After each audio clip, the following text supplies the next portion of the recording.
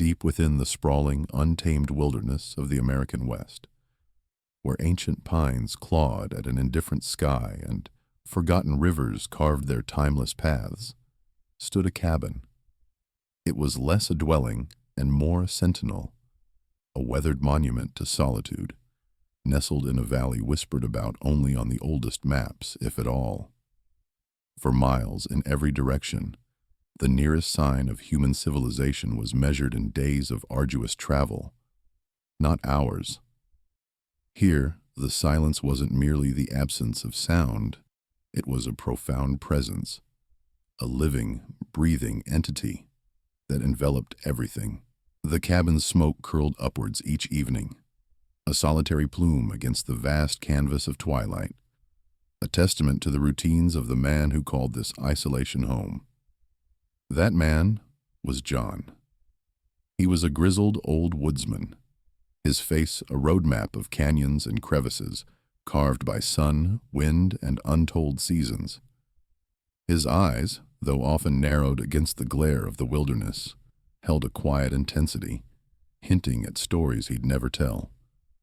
John lived off the grid, not out of eccentricity, but out of a deep-seated conviction born from a past he rarely alluded to, a past that had left him seeking the raw, unfiltered honesty of the wild over the tangled complexities of human society.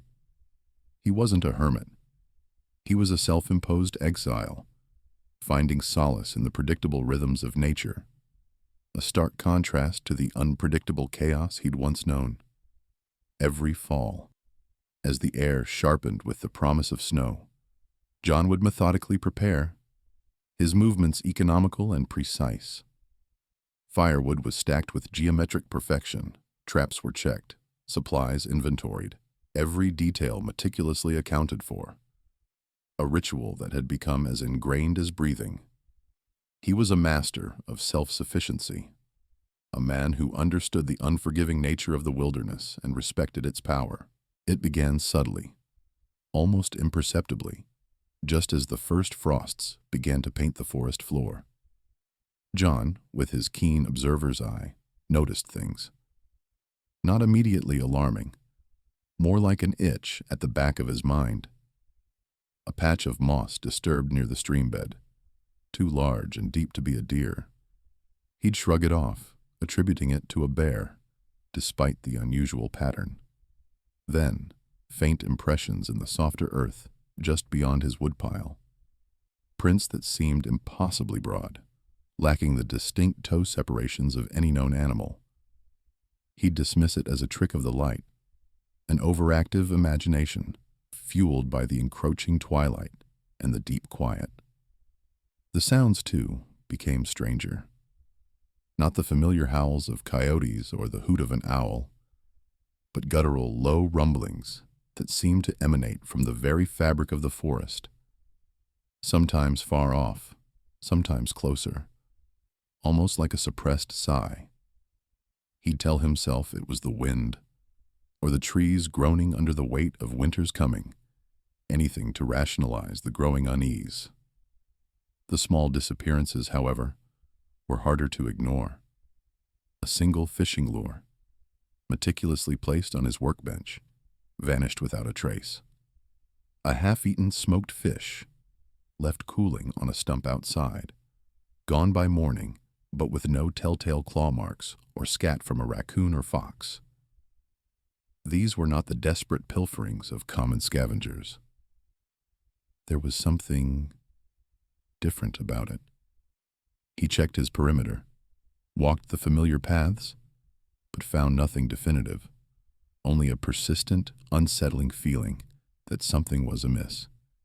He told himself he was growing old, forgetful, his senses dulled by years of solitude.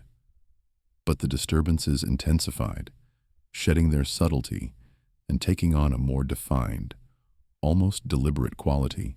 That faint, musky scent he'd occasionally catch on the wind now saturated the air at dusk, an earthy, primal odor that wasn't quite animal, not quite human, but an unnerving blend of both. He found himself pausing, axe mid-swing, head cocked, listening, always listening. The feeling of being watched became a constant companion, a prickle on the back of his neck even when he knew he was utterly alone. It wasn't paranoia, not exactly. It was an instinct, honed by decades in the wild, screaming that he was no longer the sole inhabitant of his isolated world. He started building his campfires larger, much larger than necessary, their flames leaping high into the darkening sky, casting long, dancing shadows that pushed back against the encroaching unknown. It was an instinctual act, a declaration of presence, a desperate attempt to create a perimeter of light and warmth in a world that felt increasingly shadowed. The flickering light offered a strange comfort, a primal reassurance against the burgeoning mystery. Before we delve deeper into John's incredible journey, make sure to hit that subscribe button and join our community for more captivating mysteries. The flickering glow of John's nightly campfire became an anchor in the vast, silent wilderness, a pulsating heart in the otherwise still darkness. What started as a practical necessity, a way to keep the biting cold at bay and deter common predators, slowly transformed into a deeply ingrained ritual. Each evening, as the sun dipped below the jagged silhouette of the distant mountains, casting the forest in hues of bruised purple and dying orange, John would meticulously gather branches and logs, arranging them with practiced ease. The crackling and spitting of the kindling, followed by the steady roar of the growing flames, was a symphony he had come to cherish. He found a peculiar comfort in its warmth, a primal connection to civilizations long past, and an odd sense of companionship in its dancing light. As the weeks bled into months, this fire gained another more profound function. It wasn't just for his survival anymore. It was a beacon, a silent invitation. Unconsciously at first, perhaps driven by an old hunter's instinct, he started leaving small portions of his evening meal near the fire's edge. A leftover piece of venison, a handful of dried berries, a crust of bread, offerings that seemed insignificant against the backdrop of the immense forest, yet carried an unspoken weight. It was an old habit from his earlier, wilder days, a way of giving back to the land that sustained him, a silent acknowledgement of the unseen forces that governed the woods. He never expected anything in return, not consciously, but the growing unease he felt, the distinct impression of being watched, found a strange solace in these small gestures. Then came that one unforgivingly cold night, a night when the stars seemed to hang impossibly close, sharp as diamonds in the frigid air. John had just added another hefty log to the fire, sending a shower of sparks spiraling into the inky blackness.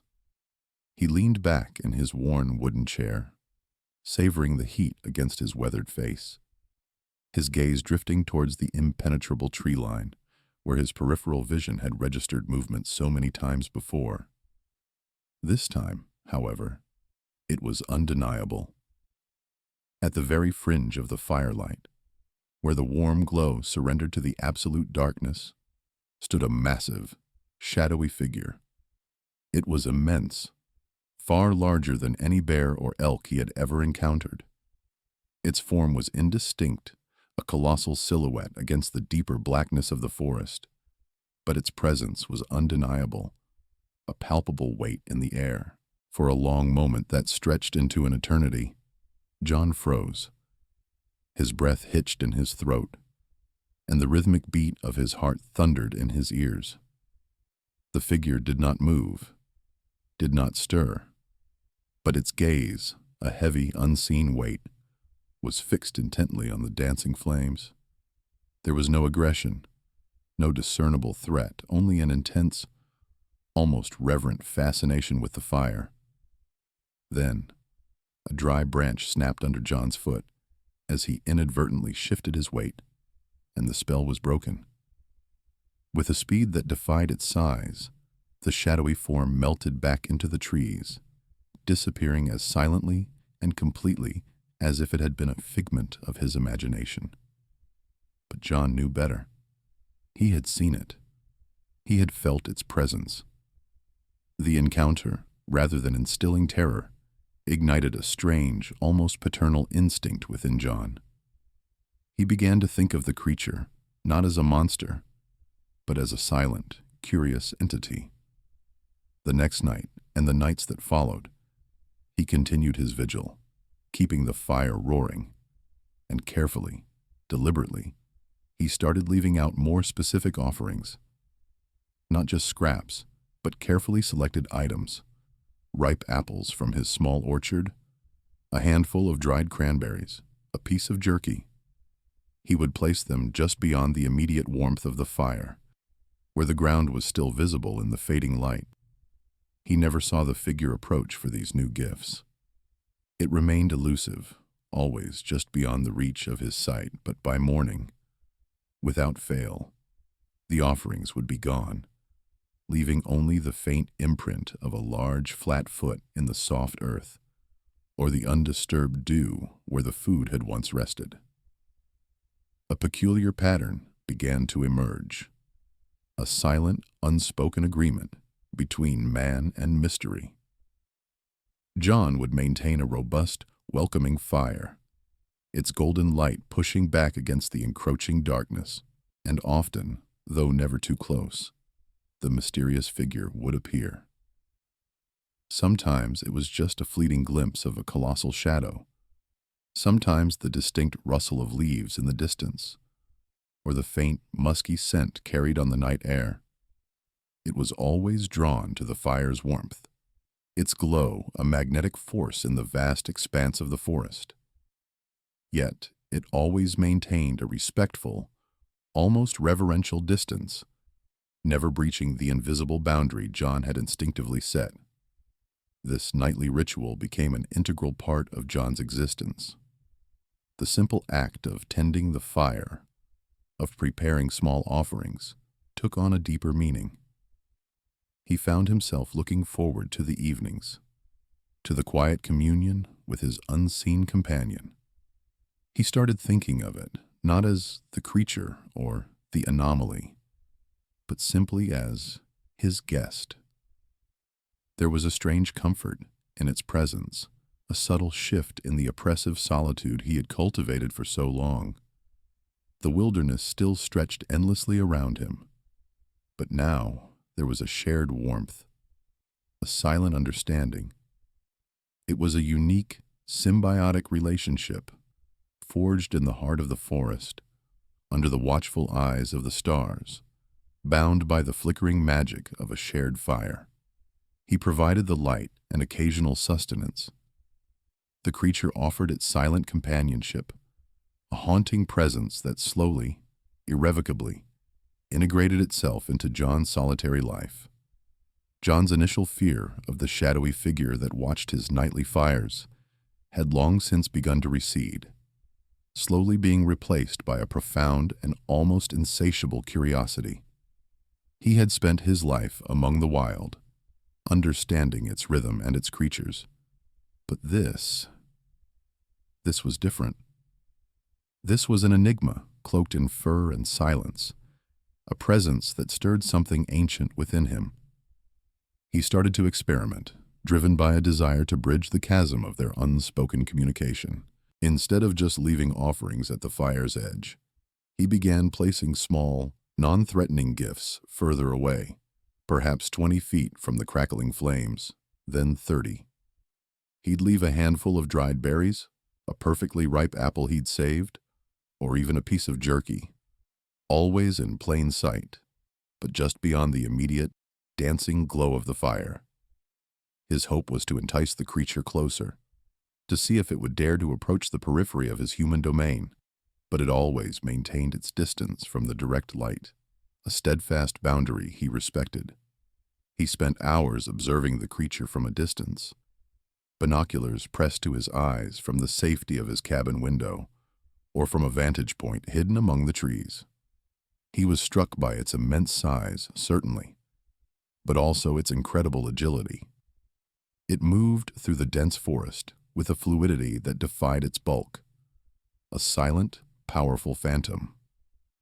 Sometimes he'd catch it watching him as well, its dark eyes following his movements as he chopped wood, fetched water, or simply sat by his fire. There were moments, almost playful, when it seemed to mimic his actions from a safe distance. He'd scratch his head, and a few minutes later, he'd catch a glimpse of the creature doing something similar, a cautious child observing an alien elder.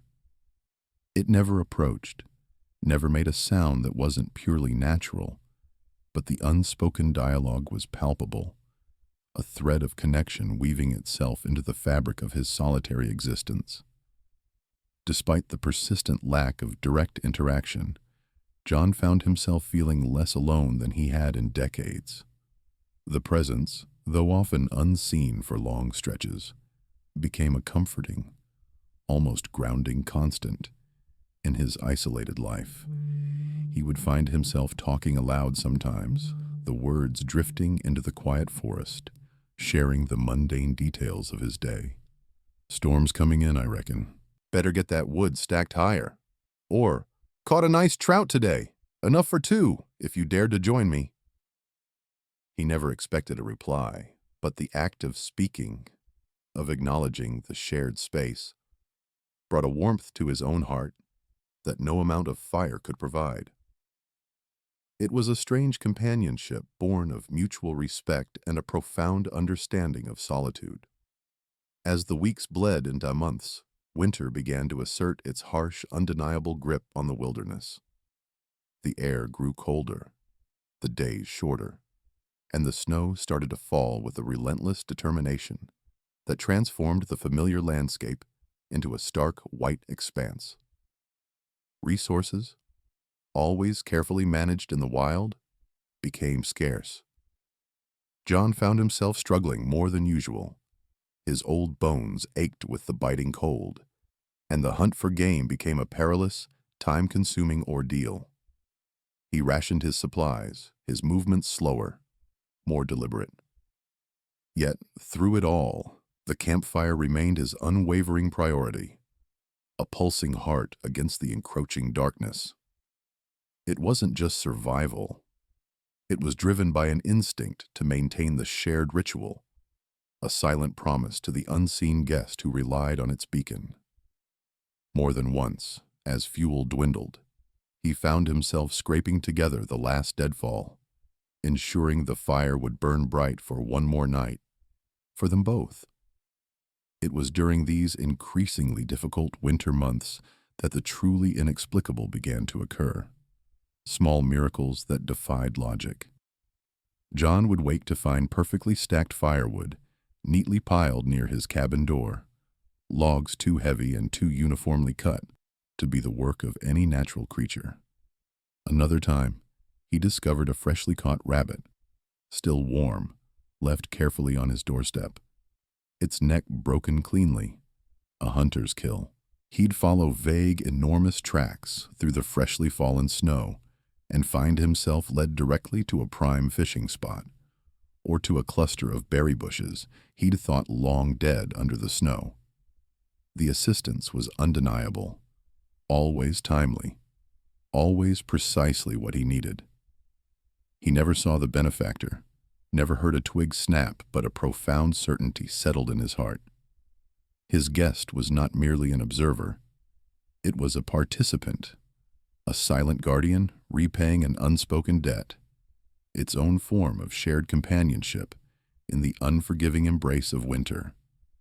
This deepened the mystery, yes, but more importantly, it deepened the bond, transforming curiosity into something akin to trust and perhaps even a nascent form of affection. The delicate truce, built on shared fire and silent offerings, faced its ultimate test when a blizzard of unprecedented ferocity descended upon the mountains. It wasn't merely a heavy snowfall. It was a whiteout, a howling vortex of ice and wind that lashed at John's cabin with malicious intent. The world outside vanished beneath a churning, opaque curtain of white, and the cold became a tangible, suffocating presence that seeped through every chink in the cabin's ancient logs. John, holed up inside, listened to the mournful lament of the wind, a sound that quickly turned into a chilling shriek. His meticulously hoarded wood supply, usually sufficient for weeks, dwindled at an alarming rate as he fed the insatiable maw of his stove, desperate to keep the cabin from freezing solid. The fire, once a comforting ritual, had become a desperate, life-sustaining beacon. Each crackle and pop was a small victory against the encroaching frigidity, each flicker a fragile promise of survival. He knew, with a grim certainty that settled deep in his bones, that without more wood, he wouldn't last through the night. The thought of succumbing to the cold in his own home, after so many years of defying the wilderness, was a bitter pill to swallow. Through a small, ice-rimmed window, John could just discern the familiar, enormous silhouette against the swirling white chaos. It was blurry, indistinct, like a phantom etched into the storm, yet unmistakably his silent companion. The creature was standing at the very edge of where his diminishing firelight pierced the blizzard, a testament to its unwavering draw to the warmth, even in such extreme conditions. Its presence, usually a source of comfort, now felt like a cruel irony, a reminder of the vast, untamed power of the wild that was threatening to consume them both. The wind roared, a deafening cacophony that seemed to mock his dwindling hope. A wave of desperation, raw and pure, washed over John. He knew it was futile, perhaps even madness, but in that moment of acute peril, he called out. His voice, raspy and strained against the storm's fury, was not a demand, but a plea. An almost unconscious cry from the depths of his being to the only other sentient presence he knew. "I need help," he rasped, his words torn away by the wind, barely audible even to himself. I can't make it without more wood." He didn't expect a response, not a verbal one, certainly not a physical one in this maelstrom. He just needed to speak the truth of his despair into the terrifying void. What happened next defied all logic, all previous patterns of their strange relationship. The creature, usually so cautious, so bound by its self-imposed distance from direct human interaction, took a step forward. Then another. Slowly, deliberately, it emerged from the shrouding snow, its massive form becoming clearer, more defined. It was still enveloped in the swirling white, but it was closer than John had ever seen it in such conditions. Its eyes, dark and intelligent, seemed to bore into John's, conveying an understanding that transcended language. The creature didn't speak, of course, but it gestured. A deliberate, almost human sweep of its arm, not towards the surrounding forest, but specifically towards the back of John's cabin, where a thick layer of snow had drifted, creating a seemingly impenetrable white wall. It pointed, then turned its head, making a subtle, almost imperceptible motion, as if urging John to investigate. Then, as quickly and silently as it had approached, the monumental figure melted back into the blizzard, becoming a hazy, fading silhouette consumed by the relentless snow. John, bewildered but spurred by an inexplicable surge of hope, grabbed his shovel and bundled himself against the elements. He fought his way to the back of the cabin, the snow already waist-deep and still falling thick and fast. He dug where the creature had gestured, not expecting much, perhaps a few buried logs he'd forgotten. But beneath the heavy drift, concealed perfectly by the blizzard's relentless accumulation, was a substantial cache of firewood. It wasn't his wood. It was neatly stacked, much like the unexpected deliveries he'd found before, but far more extensive, almost as if it had been prepared specifically for this contingency. A profound sense of awe mixed with overwhelming gratitude washed over him. This wasn't merely assistance. It was foresight, an act of intentional preservation by his silent companion. He dragged armload after armload back to the cabin, the effort monumental in the blizzard, but renewed by an incredible surge of energy. The roar of his stove, now fed by the abundant supply, became a triumphant song of survival. This act of direct, life-saving intervention solidified something fundamental between them. It confirmed, beyond any shadow of a doubt, the creature's immense intelligence, its empathy, and its deep connection to John's well-being. It wasn't just a wild animal drawn to warmth. It was a conscious being capable of observation, deduction, and compassionate action. John felt a deep, unspoken gratitude, a bond forged in the crucible of the blizzard. Their relationship, already unique, had transcended curiosity and tentative trust. It had entered a realm of mutual reliance and profound respect. He was no longer just an old man sharing his fire. He was part of a delicate, unspoken pact in the heart of the wilderness. In the days that followed the blizzard, as the world slowly thawed and returned to a semblance of normal, John's perspective shifted irrevocably. The creature was no longer merely his guest or the silent observer. It was a partner, a guardian, a fellow soul in the vast, indifferent wilderness. John began actively searching for it during the day, not with the intention of capturing or confronting, but simply to understand. He wanted to learn more, to catch a fleeting glimpse of its daily life, to comprehend the intricacies of its existence. However, the creature remained elusive, a master of camouflage and silent movement. He would sometimes catch a flicker of movement at the edge of his vision, a dark shape disappearing behind a copse of pines, a momentary disturbance in the snow that suggested a massive footprint. It was a shadow at the periphery, a whisper in the wind, a profound and constant presence that chose its own terms of engagement, still maintaining its mystique, but now with a deeper, more resonant understanding between them.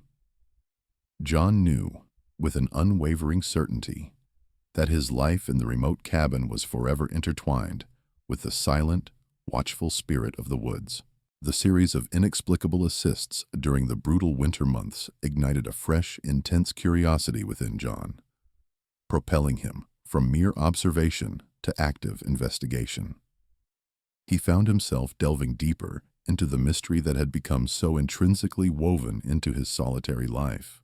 With renewed vigor, John began investigating local legends and folklore about Bigfoot, poring over old, dusty books he'd kept in his cabin, remnants of an earlier, more academic life he'd left behind. He sought out obscure online forums on a satellite connection he rarely used, and even revisited faded newspaper clippings from nearby towns, stories whispered among the old-timers about strange creatures in the woods.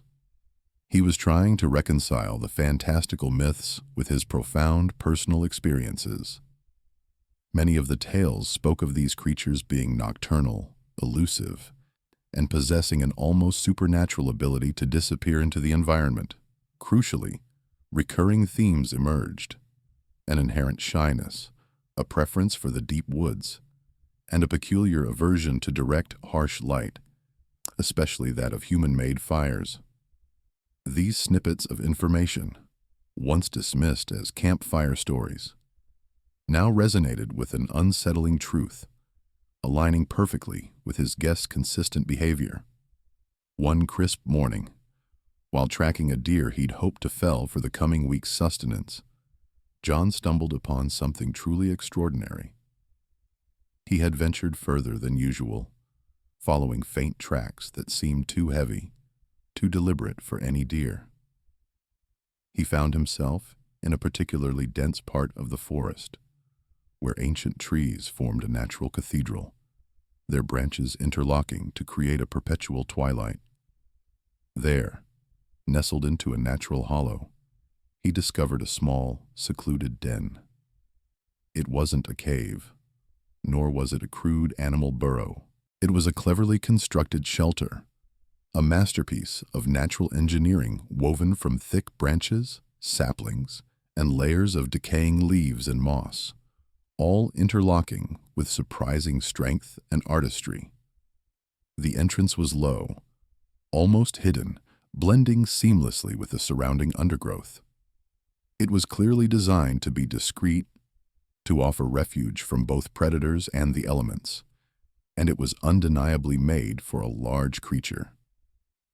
Hesitantly, his heart pounding with a mixture of reverence and trepidation, John approached the entrance.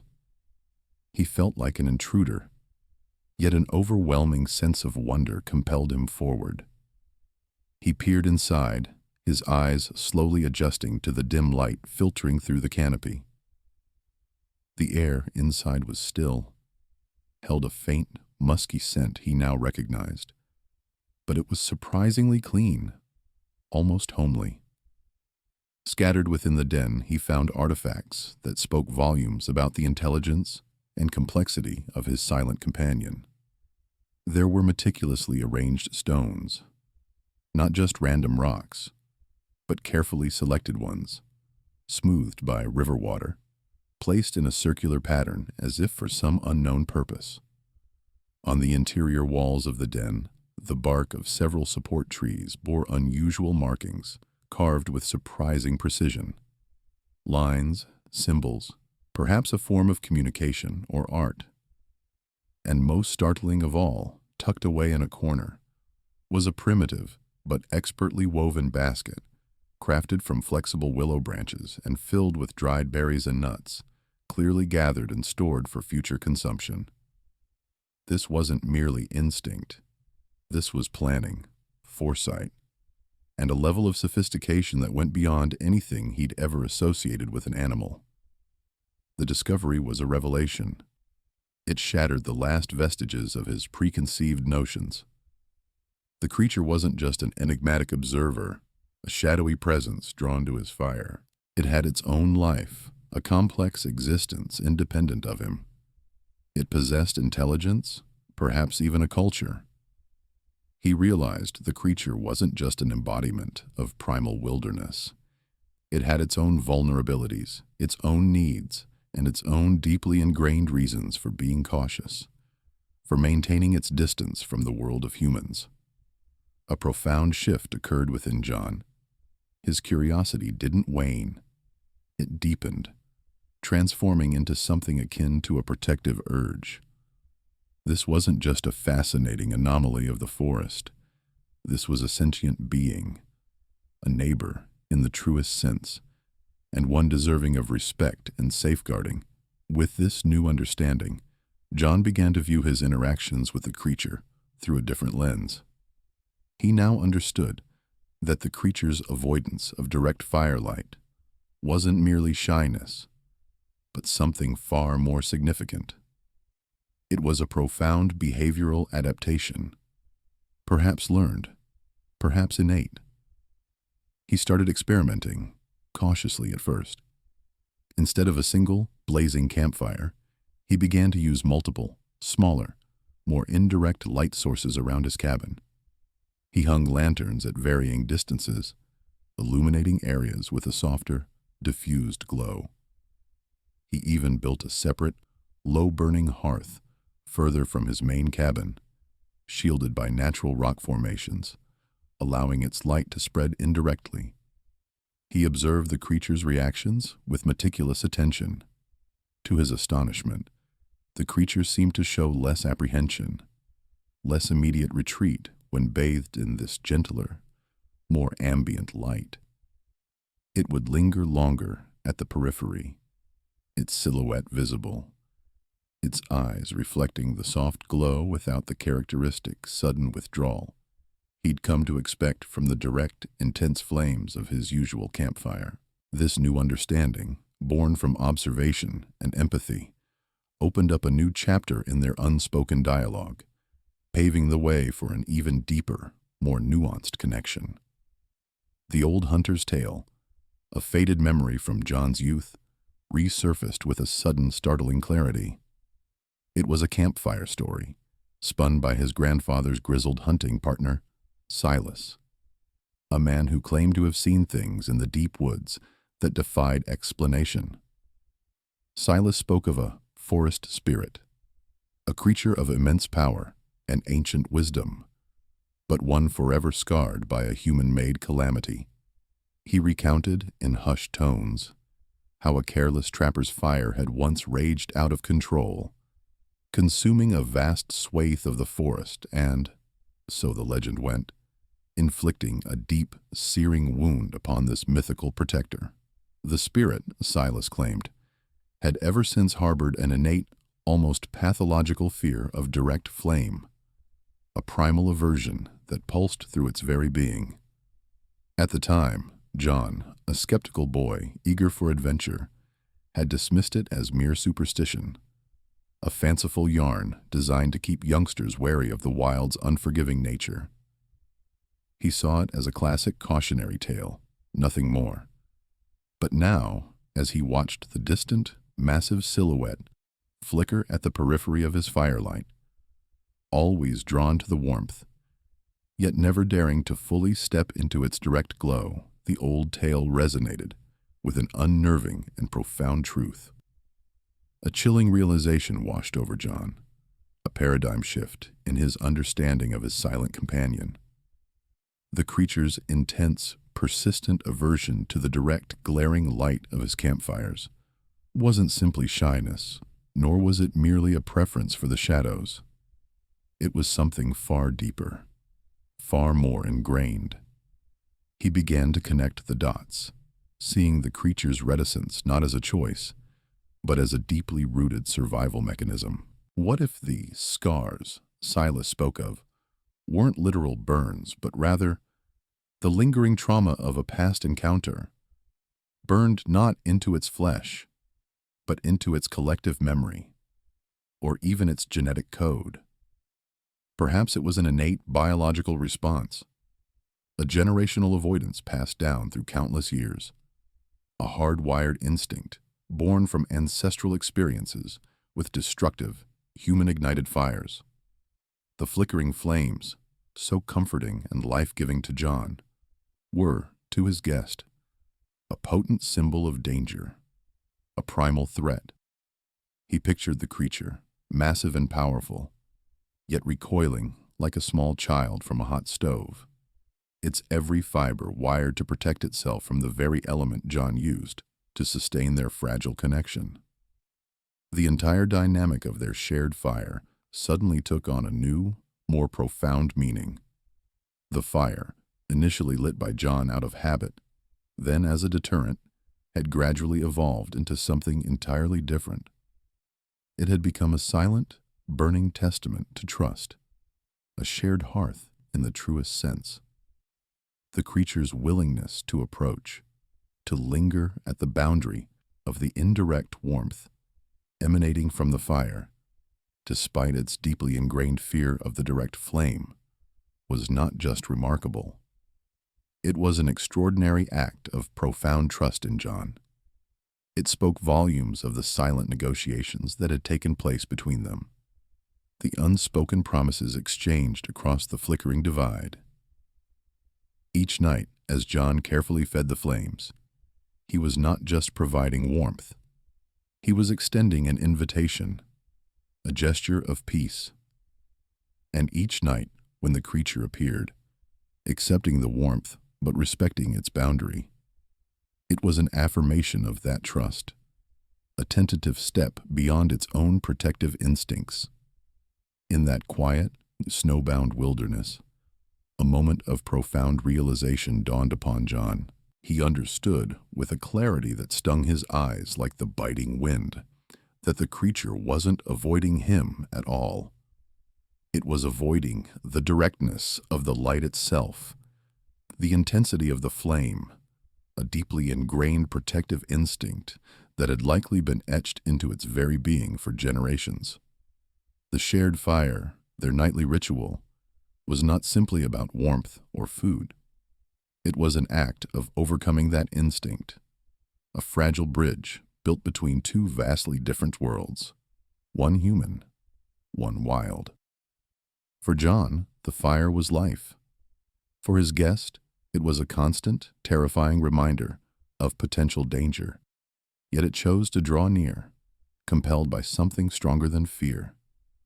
John felt a surge of respect, a deep, humbling understanding of the immense courage it took for this creature to participate in their nightly communion.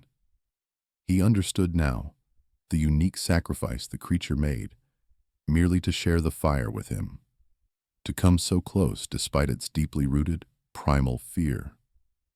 It wasn't just about the warmth for warmth's sake, nor the occasional offerings he left. It was about the nascent connection, the unspoken bond forming between them. Each appearance at the fire's edge was an act of bravery, a conscious decision to push against generations of instinct, all for the sake of that fragile, emerging understanding.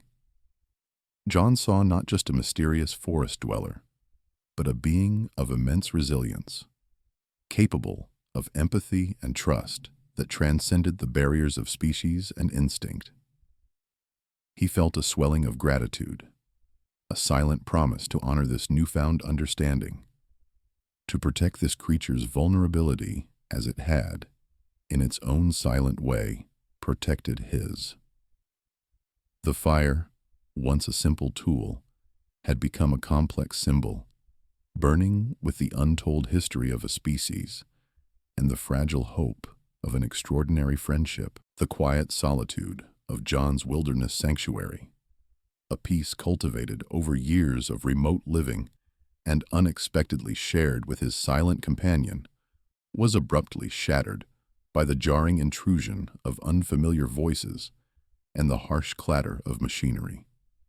A group of men, burly and boisterous, had encroached upon his territory, their presence a stark contrast to the harmonious rhythm he had established with the forest. They weren't hikers or casual tourists. Their crude traps, the glint of rifles, and the casual disregard for the pristine environment screamed one thing: poachers. A cold knot of dread tightened in John's stomach. His immediate, primal concern wasn't for his own safety, but for the creature he had come to know, to understand, and implicitly, to protect. He hadn't seen his guest for 2 full days since the poachers set up their makeshift camp a few miles downstream, a camp marked by the acrid smell of cheap tobacco and the guttural roars of an ATV. The forest, usually alive with subtle sounds, felt eerily still, as if holding its breath, awaiting an inevitable conflict. John felt a profound sense of urgency, an almost paternal instinct to safeguard this silent, vulnerable companion from the callous indifference of these intruders. He tried to scare them off at first, subtle tactics honed over decades in the wild. He would leave freshly killed game conspicuously near their camp, suggesting a predator already claimed the area. He'd make loud, unnerving calls, mimicking large animals, hoping to sow unease. But these men were too hardened, or perhaps too foolish, to be easily deterred. They merely laughed, their crude jokes echoing through the trees, desecrating the sacred quiet. Their persistence was infuriating, and John saw the deep, disturbing tracks of their heavy boots getting closer to the creature's known roots, to the hidden dells where berries grew in abundance. He knew his silent guest was watching, observing from the shadows, its innate caution amplified by this new, aggressive threat. John could almost feel its trepidation, its retreat into the deepest, most secluded parts of the woods. The thought of his extraordinary friend, a creature of immense grace and ancient wisdom, falling victim to a poacher's snare or a hunter's bullet was unbearable. He had to act. John transformed. The grizzled woodsman, content in his simple routine, shed his passive role and became the protector, a silent guardian of his small, wild domain. He knew this land intimately, every hidden spring, every tricky ravine, every patch of treacherous quicksand. He began a new, dangerous routine, moving like a phantom through the forest. He would carefully approach their snares, not releasing them, but subtly altering them so they wouldn't spring, or so they would ensnare a harmless branch instead of an animal. He'd meticulously cover their tracks, leading them in circles, away from the prime hunting grounds. He'd mess with their supplies, adding extra salt to their dried meat, making their coffee undrinkable, always just enough to be irritating, frustrating, but never overtly threatening. He aimed to make their stay so utterly miserable and unproductive that they would simply give up and leave. He called it forest diplomacy, a silent yet relentless campaign of psychological warfare. One moonless night, as John meticulously dismantled a particularly cruel-looking bear trap, ensuring it would never function again, he felt a presence. He didn't turn, didn't move a muscle, but the familiar heavy scent, the subtle shift in the air told him who it was. The creature was there, a dark, imposing silhouette against the faint starlight filtering through the canopy, watching him. John continued his work, slowly, purposefully. He sensed no hostility, only an intense, silent observation. It was as if the creature understood his intention, the quiet fury driving him. He finished with the trap, burying its components deep under a pile of moss and fallen leaves. As he straightened, he glanced towards the spot where the creature had been. It was gone. The next morning, as he continued his rounds, John discovered something truly remarkable. Several more traps, deep within the poacher's territory, had been disabled with a strength and precision that surpassed his own. Large, unmistakable footprints, too large for any human, were pressed into the damp earth surrounding them, alongside his own smaller tracks. It was a joint effort, a silent collaboration born of shared purpose, a defense of their shared home. His guest had understood, and it had acted. A wave of profound warmth, of something akin to pride, washed over John.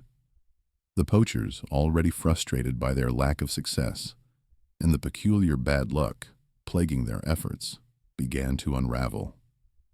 Their equipment malfunctioned, their maps seemed to lead them astray, and the game they sought vanished as if by magic. The persistent, unseen sabotage took its toll on their morale. Arguments erupted in their camp, growing louder and more frequent.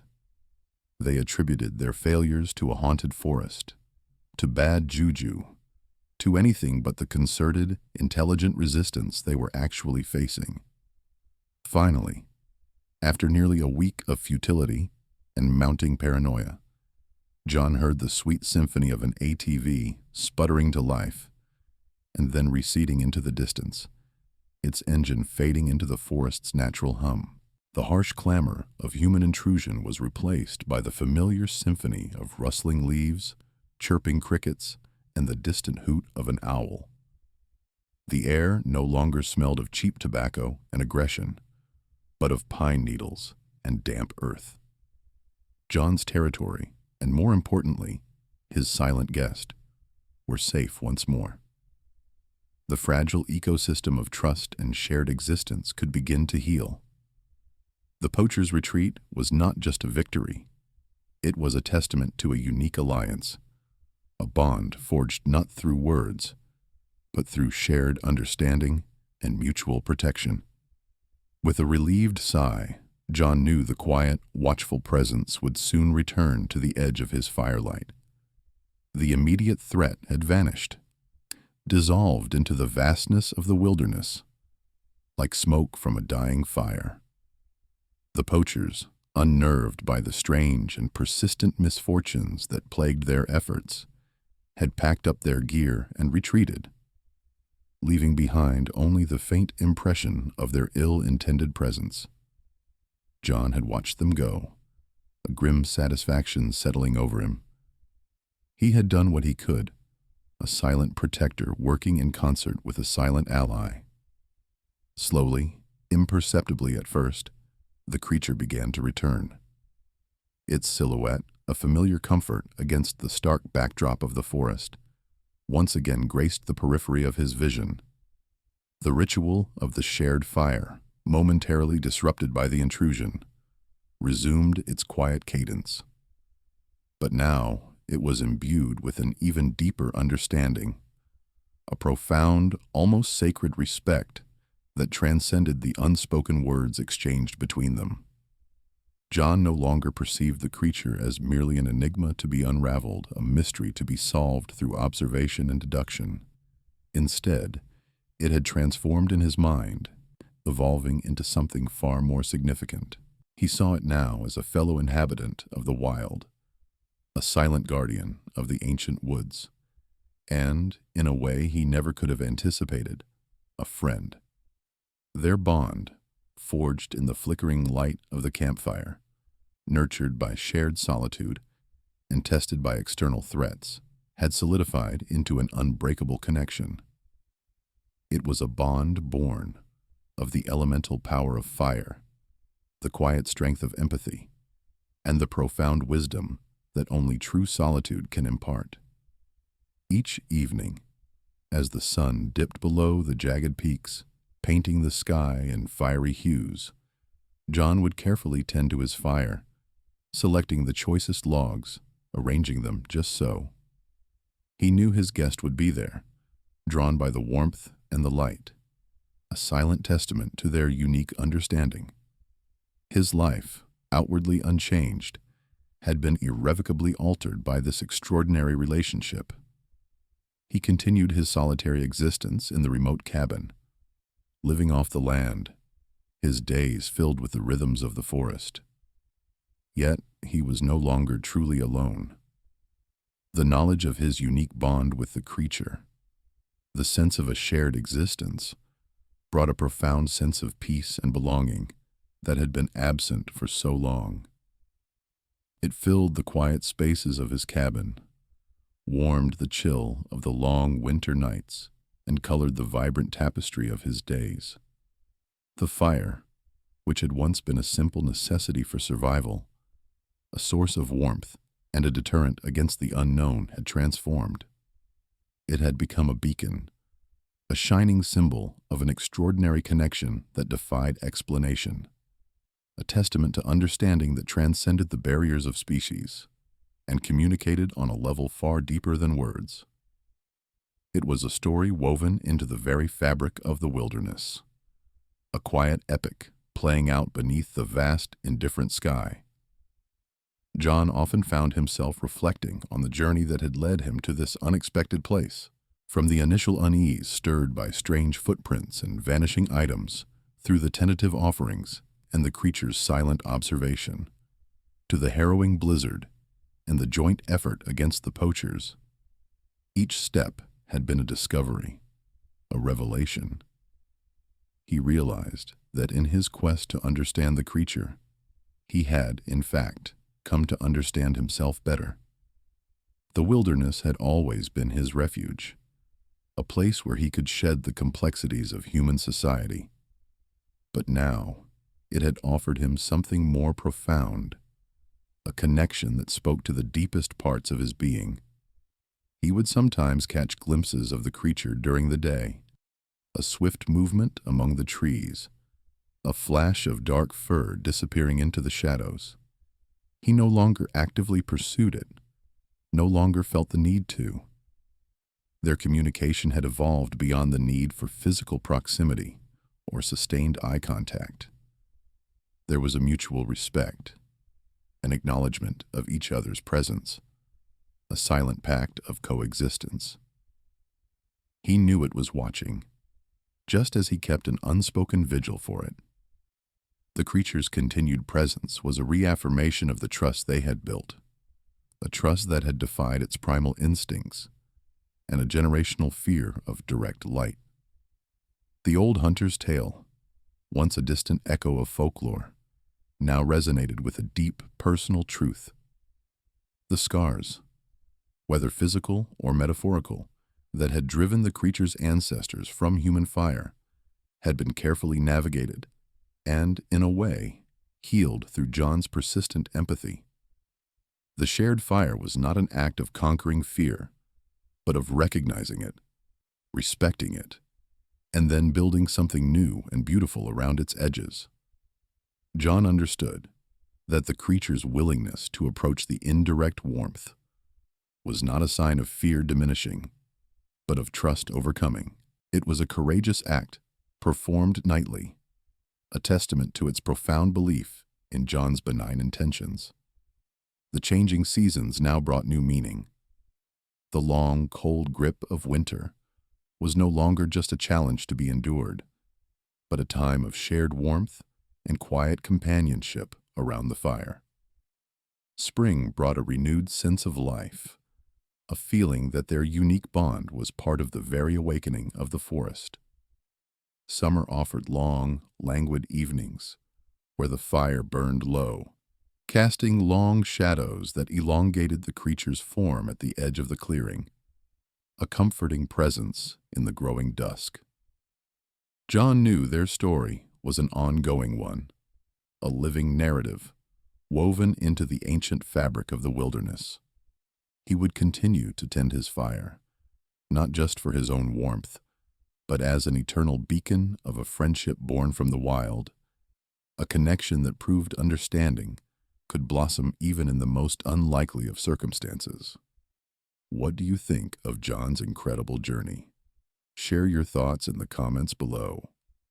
If you enjoyed this story, don't forget to like this video and click here for another captivating tale of the unknown.